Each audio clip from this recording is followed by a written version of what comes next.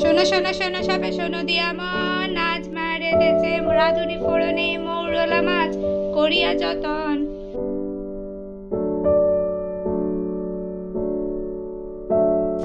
মৌরলা মাছগুলোতে পরিমাণ মতো নুন আর হলুদ মাখিয়ে নিয়েছি, আর একটা পেটির মাছ নিয়েছি, সেটা ছেলে মেয়েদেরকে বানিয়ে দেব। নুন হলুদ দিয়ে ম্যারিনেট করে রাখা মাছগুলোকে পরিমাণ মতো সর্ষের তেলে বেশ ভালো করে ভেজে নিচ্ছি। বাচ্চাদের জন্য মাছটা ভেজে নিয়ে ওদের সেদ্ধ করে নেওয়া তরকারির সাথে বেশ ভালো করে ফুটিয়ে ঝোল বানিয়ে নিচ্ছি। সব মাছগুলোকে খুব ভালোভাবে ভেজে উঠিয়ে নিয়েছি।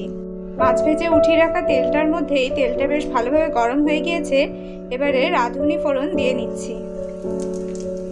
রাঁধুনি ফোড়নটা বেশ ভালোভাবে ভাজা হয়ে যাওয়ার পরে আলু, সেদ্ধ করে রাখা আলু, এখানে দুটো সেদ্ধ করে রাখা আলু এর মধ্যে দিয়ে নিয়েছি, আর পরিমাণ মতো নুনও দিয়ে নিয়েছি। এবারে বেশ ভালো করে ভেজে নেব।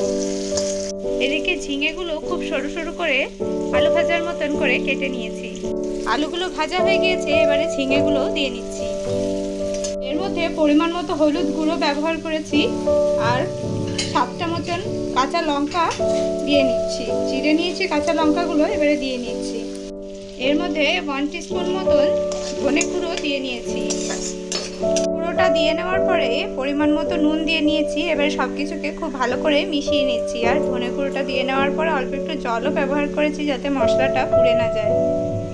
খুব ভালো করে মিশিয়ে নেওয়ার পরে ভেজে রাখা মাছগুলোকে দিয়ে নিচ্ছি।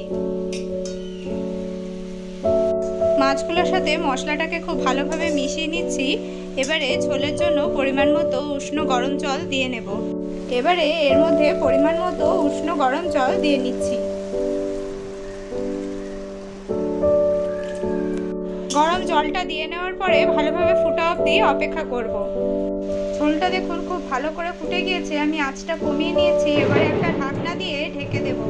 এতদিন পরে আজকে মেদিনীপুরে একটু স্বস্তির নিঃশ্বাস ফেলা গেল। বাইরে ভীষণ ঝড় বৃষ্টি চলছে। একটা ঢাকনা দিয়ে ঢেকে রাখলাম 5 মিনিটের মতো। একেবারে কম আছে। দীর্ঘ 1.5 মাস পরে আজকে একটু বৃষ্টি হচ্ছে।